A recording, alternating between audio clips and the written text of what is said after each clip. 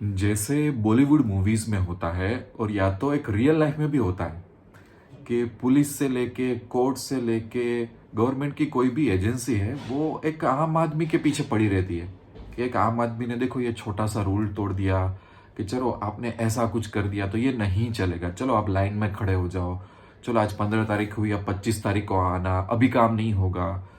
और छोटी छोटी आम आदमी की जो हम कॉमन लोगों की मिस्टेक होती है उसको बहुत बड़ा बना के पनिशमेंट किया जाता है। पर जो एमएलएज है या तो चीफ मिनिस्टर्स है या तो प्राइम मिनिस्टर है या तो गवर्नमेंट की कोई भी ब्रांच में एक ऑफिसर भी है तो उनको काफी सारे लेवरेजेस मिल जाते हैं कि भाई उनको इतनी पनिशमेंट नहीं दी जाती और वो कभी टारगेट में नहीं आते कभी भी। फॉर एग्जाम्पल कि अगर आप गाड़ी चला रहे हो और आपसे कोई मिस्टेक हुई तो ट्रैफिक पुलिस आपको रोक देगा, आपको पेनल्टी लगाएगा। आपने यहाँ वहां गाड़ी पार्क कर दी तो उसका लॉक करके चला जाएगा। पर वही रूल्स हमारे पॉलिटिशियन को और काफी सारे ब्यूरोक्रेटिक ऑफिसर्स को लागू नहीं होते हैं।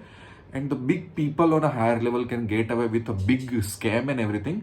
बट रिटेल ट्रेडर को प्रोटेक्ट करने के नाम पे जो सेबी जो बार बार सर्कुलर ला रही है और उससे काफी सारे चेंज हुए हैं मार्केट में। कुछ हद तक मैं मानता हूं कि कुछ कुछ रेगुलेशंस या तो रेस्ट्रिक्शंस लाना जरूरी था।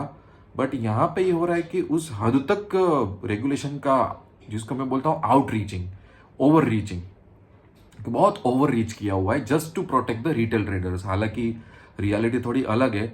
अगर आप रिटेल ट्रेडर को प्रोटेक्ट करने ही जा रहे थे तो रिटेल ट्रेडर तो काफी सारे डब्बा ट्रेडिंग की तरफ चले गए, उसके करोड़ों में अभी ट्रांजेक्शन होने लगे हैं।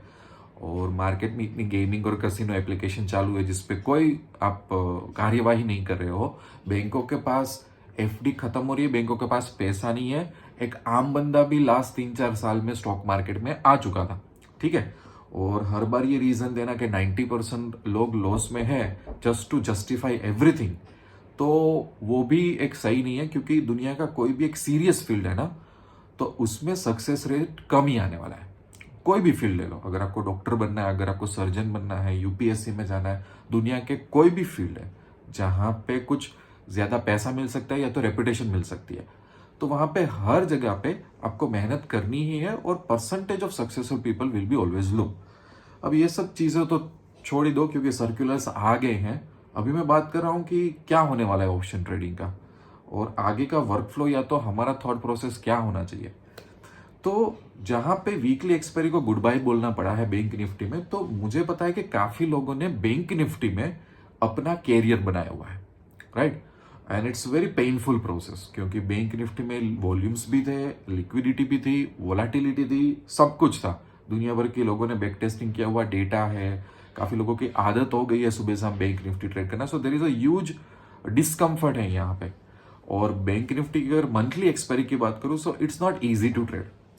उसमें बहुत एक्सपीरियंस वाली बात है और उसमें इस तरीके से थेटा डीके भी नहीं मिलता है। और इनिशियली जो मंथली एक्सपायरी अगर हम क्रिएट करते भी है तो इनिशियल दिनों में थेटा डीके बहुत स्टैग्नेंट और लो होता है, वो बाद में आता है। तो तब तक उस पोजीशन को संभालना, उसमें एडजस्टमेंट करना, many many many traders don't have a habit for that and it's little bit hard compare to what you are doing in weekly expiry, क्योंकि स्पाइक्स मिल जाते हैं, वोलाटिलिटी आ जाती है, थेटा डीके कहीं ना कहीं मिल जाता है। तो that is a pain over there, that is a discomfort over there. और काफी सारे ट्रेडर्स के लिए ये एक बहुत बड़ी इनकम बिल्डर था, वेल्थ बिल्डर था और एक आदत बन चुकी थी, राइट, कि भाई सुबह से हम बैंक निफ्टी को ट्रेड करना।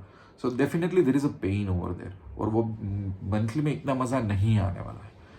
बट अगर दूसरी चीजों की बात करें, अगर मैं मेरी पर्सनल बात करता हूँ, मैं जो मेरे पार्टनर है भावेश भाई, हमारा पहले से हेजिंग में फोकस रहा है निफ्टी पे। कई बार जो ट्रेडर्स हमें मिलने आते हैं या तो अभी हमने वर्कशॉप स्टार्ट किए हुए हैं अहमदाबाद में फेस टू फेस, तो ट्रेडर्स मिलने आते हैं। So some traders are surprise little bit के आप क्यों इतना निफ्टी पे फोकस कर रहे हो। उसके मैं कुछ रीजंस देता हूँ कि पहले से हमारा ध्यान हेजिंग वगैरह की तरफ निफ्टी में था क्योंकि निफ्टी स्टेबल है कंपेयर टू बैंक निफ्टी। और आपने अगर मेरे पुराने वीडियोस देखे होंगे तो मैंने कहा था कि भाई बैंक निफ्टी में इतना डिपेंड मत रहो, Nifty is like a mother, Nifty is a forgiving nature है। आपको लगता है कि नहीं नहीं बैंक निफ्टी में ज्यादातर ट्रेडर्स क्यों जाते हैं, बड़े स्पाइक, बड़े वोलाटिलिटी, 30 रुपए का प्रीमियम 300 हो गया। जो निफ्टी थोड़ा स्लो है वहां पे इतना ज्यादा स्पाइक वगैरह नहीं देखने को मिलेगा, that's why people are in Bank Nifty. और वो सही भी है, इसमें कुछ गलत नहीं है। बट जब हेजिंग से हमें वेल्थ बनानी होती है ना और एक लॉन्ग टर्म फोकस हो रहा होता है ना, तो we always choose Nifty. So personally अगर मैं बात करूं, अभी मैं पर्सनली बात कर रहा हूं कि we are very well equip with Nifty. जो काफी सारे लोग कभी भी निफ्टी में आए नहीं है, चाहे वो इंट्राडे हो, वीकली एक्सपायरी हो या तो कुछ भी हो, उनके लिए अभी निफ्टी को समझना टाइम लगेगा, because it's way different than Bank Nifty. उसका बिहेवियर भी काफी सारी जगह पे बहुत अलग है कंपेयर टू बैंक निफ्टी। तो अगर आप ट्रांजिशन कर रहे हो वहां पे, so you have to understand for next 2 to 3 months कि भाई निफ्टी में gap up gap down, volatility, volumes किस तरीके से काम करते हैं, उसके स्ट्रेडल्स, उसके प्रीमियम, क्योंकि वो उसके प्रीमियम का जो फ्लक्चुएशन है वो भी एक अलग पेस पे होता है कंपेयर टू बैंक निफ्टी। तो वो डेफिनेटली एक और लर्निंग यहाँ पे करना पड़ेगा। और मैं जो ट्रेडर्स अभी मुझे मैसेज आ रहे हो, जो ट्रेडर्स से मैं बात कर रहा हूँ, कहीं ना कहीं मुझे लगता है कि काफी लोग अभी भी एक सदमे में है कि अरे यार बैंक निफ्टी नहीं होगा तो मजा नहीं आएगा। दूसरा कि जिन लोगों को ट्रांजिशन करना है उन लोगों को ट्रांजिशन का भी पेन है वहां पे, क्योंकि निफ्टी उनको बहुत अलग लग रहा है। एक चीज अच्छी रही हमारे लिए कि हमने एक लॉन्ग टर्म निफ्टी को जाना, पहचाना है, उसका डेटा स्टडी किया है और उसमें बहुत सारे ट्रेड लिए हुए हैं और ऑन गोइंग ट्रेडिंग भी चालू ही है। दूसरा ये है कि जो ओवरऑल जो मार्केट का वॉल्यूम है वो बढ़ जाएगा, सेंसेक्स की तरफ जाएगा, निफ्टी में लोग आएंगे और मुझे ऐसा लगता है कि स्टॉक ऑप्शंस में भी ये वॉल्यूम आएगा। क्योंकि अगर आप बैंक निफ्टी में मंथली एक्सपायरी कर रहे हो ना, तो you should do the same thing in the stocks also, क्योंकि वो कोई सेंस नहीं बन रहा है कि सिर्फ फिर आप बैंक निफ्टी में ही मंथली एक्सपायरी करोगे, राइट। सो वॉल्यूम है वो ज्यादातर बढ़ जाएगा निफ्टी और सेंसेक्स में और बाकी बचा वॉल्यूम भी स्टॉक्स में आएगा, राइट। सो ये एक सिचुएशंस में देख रहा हूं। दूसरा, बैंक निफ्टी में अगर आप मंथली एक्सपायरी कर रहे हो ना, तो आपका पेशेंस लेवल टेस्ट होगा, वो देख लेना। और जिन लोगों ने बैंक निफ्टी मंथली एक्सपायरी कर रहे हैं ना, दे नो में जो लोग मंथली एक्सपायरी कर रहे हैं ना, उनका बिहेवियर और माइंडसेट ही थोड़ा अलग होता है compare to those who are doing weekly expiry. ये भी एक मार्केट में है। और देखो यहाँ पे ये पता चलता है कि being trader is not easy. अगर कोई बोल रहा है तो being trader is not at all easy, आपको हर एक चीज के लिए अडप्टिव होना पड़ेगा। और यहाँ पे यही आ रहा है कि काफी लोगों को अपना माइंडसेट चेंज करना पड़ रहा है, that is a biggest challenge.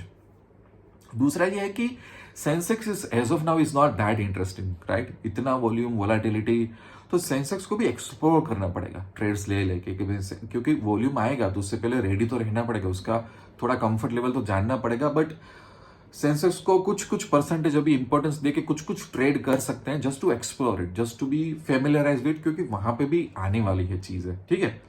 Nifty में तो वॉल्यूम बढ़ने ही वाला है। कॉन्ट्रैक्ट साइज जो सेबी का सर्कुलर बोल रहा है, अभी देखो कॉन्ट्रैक्ट साइज फिर से जो 2-3 साल पहले के लेवल पे थे, उन लोगों ने कॉन्ट्रैक्ट साइज वही ला दिए हैं। शायद उसमें भी शायद आगे जाके थोड़े महीने बाद, 1 साल बाद उसमें भी और बढ़ाने की ये लोग ट्राई करने वाले हैं।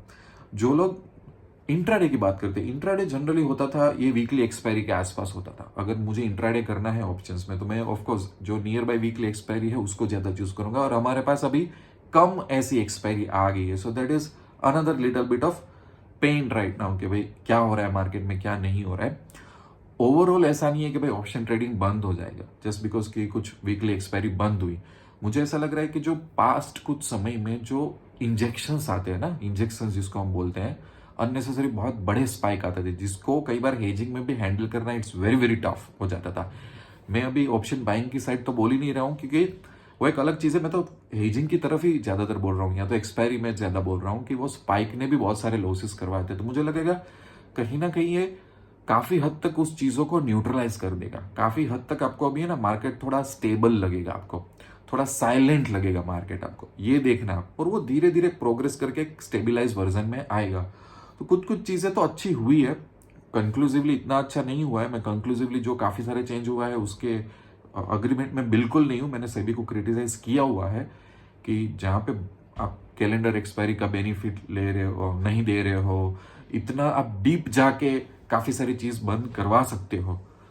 एक एज अ ट्रेडर जो लॉन्ग टर्म कैरियर बनाता है, अब कल जाके आप निफ्टी में कोई बड़ा चेंज कर दो तो क्या करो, कितनी हम स्किल को इंप्रूव करें, या तो कितना लॉन्ग टर्म ट्रस्ट रहे हमें मार्केट पे, है ना। मैंने एक और पैटर्न भी देखी है कि कुछ कुछ ट्रेडर्स फॉरेक्स और क्रिप्टो की तरफ भी ज्यादा मूव हो रहे हैं, क्योंकि वहां पे इतना ओवर रीचिंग का क्वेश्चन नहीं होता कोई पर्टिकुलर अथॉरिटी का, और टैक्स वगैरह भी हमारे कंट्री में थोड़ा ज्यादा ही बढ़ रही। इतनी मेहनत करके पैसा कमाओ तो वो भी है। तो इंटरिम बेसिस पे पेन है, डिस्कम्फर्ट है, बट जिसको स्टॉक मार्केट करना है वो करेगा, वो रास्ता निकाल लेगा। And there are ways and there are solutions. I will keep making more videos around it, कि अभी बैंक निफ्टी में फोकस रहेगा, मंथली स्ट्रेटेजीज का, निफ्टी में और ज्यादा फोकस रहेगा. Let's keep on researching and tracking the data in the chart of Sensex also. तो वो सब मेरे वीडियोस ज्यादा फोकस रहेंगे. सो मिक्स सेंटिमेंट है काफी सारे ट्रेडर को. जो ट्रेडर्स मेरे साथ कनेक्टेड है उसमें से ऐसा नहीं है कि भाई कोई बहुत एग्रेसिव आके बोल रहा है कि नहीं नहीं मैं तो स्टॉक मार्केट छोड़ दूंगा. People are looking for solutions कि भाई नहीं पैसा कमाना है. और आज की जनरेशन ऐसी नहीं है कि जो बोलेगी कि नहीं नहीं मैं लॉन्ग टर्म एफडी में 5% 6% में डाल दूंगा, मैं LIC पॉलिसी ले लूंगा, मुझे घर लेना है. People are always interested to have extra income. वो सीखना चाहते हैं. फॉरेक्स ले लो, क्रिप्टो ले लो, ये ले लो, वो ले लो. They are finding solutions. अभी की जनरेशन ऐसा नहीं कि they will shut down their doors, they will always try to look for the solution. तो वो भी एक मुझे अच्छा लगा. लेट्स सी कि आगे और क्या क्या हो सकता है और इसे भी और कितना ओवर रीच कर सकता है रेगुलेशंस में. बिकॉज सो फार बहुत सारा उन्होंने किया है, तो ऐसा नहीं बोल सकते भाई this is the end, they will keep doing it. But एक बहुत बड़ा लेसन मुझे ये मिला हुआ है कि बीइंग अ ट्रेडर और being an investor in the stock market, आपके पास एक सबसे बड़ी स्किल होनी चाहिए कि आप कितना माइंडसेट क्विकली शिफ्ट कर सकते हो. और you have to be very ready. आप ये नहीं बोल सकते कि मैं इस ट्रेडिंग में कंफर्टेबल नहीं हूं, क्योंकि एक अभी ऐसा भी हुआ ना कि काफी सारे लोग एक बैंक निफ्टी को कंफर्ट जोन बना चुके थे. जीरो हीरो, हीरो जीरो, ये एक्सपायरी, वो एक्सपायरी, है ना. तो बहुत कंफर्ट जोन में चले गए थे. अब तुमको नया सीखना पड़ रहा है, अब तुमको प्रोडक्ट चेंज करनी पड़ी है, अब तुमको कोई अलग ही प्रोडक्ट के साथ अपना नाता जोड़ना पड़ रहा है. वो मैं बोल रहा हूँ एक माइंडसेट और साइकोलॉजी का बहुत बड़ा चैलेंज होता है. तो let's have a big lesson कि as far as you are in any field including stock market, never become comfortable. हाँ, आपकी कोई एज हो सकती है, आप कोई पर्टिकुलर चीज में एक्सपर्टाइज हो सकती है और वो होना भी चाहिए. बट साथ साथ कुछ कुछ चीजों पे ध्यान रखो, उनके डेटा पे, उनके रिसर्च पे ध्यान रखो, ताकि कल जाके उस फील्ड में, उस प्रोडक्ट में, उस इंडेक्स में, उस डेरिवेटिव में, उस जगह पे आना पड़े ना. सो हमारी 2030 जर्नी स्मूथ हो जाए, हमें जीरो से स्टार्ट ना करना पड़े, हमें इतना पेन ना हो चीजों को समझने में और डील करने में. राइट. बाकी जो भी क्वेश्चन हो आप मुझे व्हाट्सएप के साथ कनेक्ट कर सकते हो मेरे साथ. काफी सारे इंटरेस्टिंग वीडियो बनाने का भी मेरा प्लान है, ट्रेडर्स को गाइड करने में. और मेरा भी एक्सपीरियंस शेयर करता रहूंगा. मेरा भी काफी सारा ट्रांजिशन होने वाला है अलग अलग चीजों में. दूसरा कि अहमदाबाद में हमने फेस टू फेस ट्रेडिंग के काफी सारे वर्कशॉप स्टार्ट किए हैं, बेसिक टू एडवांस, क्योंकि ये बहुत रिक्वेस्ट आ रही थी कि सर आप फेस टू फेस कुछ ट्रेनिंग वगैरह स्टार्ट करो. Will come to Ahmedabad. तो आप प्लान आउट करके कांटेक्ट करके मुझे बोल सकते हो. आपको यूट्यूब के डिस्क्रिप्शन में भी वर्कशॉप्स की लिंक मिल जाएगी और पैसा तो बनेगा. वेबसाइट पे भी ऑफलाइन वर्कशॉप्स करके लिंक मिल जाएगी. व्हाट्सएप में भी जो भी क्वेरी हो कि सर कौन से वर्कशॉप स्टार्ट किए, उस सब का गोल क्या है, मुझे ज्वाइन करना है. और मैं 6, 8, 10 लोगों की बैच में ही लेता हूँ. इट्स नॉट एन इवेंट और सेमिनार, बिकॉज मुझे कोचिंग और मेंटरिंग पसंद है. मुझे ज्यादा नॉइस क्रिएट करना, शो ऑफ करना मुझे पसंद नहीं है, because stock market is a very serious field. तो उसको सीरियस तरीके से मैं छोटे छोटे ग्रुप्स में ही लोगों को मिलता हूँ या तो उसको कोच करता हूँ. तो if you are interested by any chance you can have an enquiry. मैंने व्हाट्सएप नंबर दिया हुआ है. बाकी मिलते रहेंगे अच्छे इंटरेस्टिंग वीडियो में. And it will be really interesting कि पूरा एक ट्रेडर कम्युनिटी कैसे शिफ्ट हो रहा है ये सब चीजों में से. एंड लेट्स होप कि हम एक मैसेज दे पाए कि भाई we all are very equipped to adapt to the new changes and we will find our own ways. मैं पॉजिटिव तरीके से इस चीज को ले रहा हूँ और वीडियो को एंड कर रहा हूँ. चलिए मिलते हैं नेक्स्ट वीडियो में. तब तक के लिए I wish you lots of love and happiness. Thank you very much.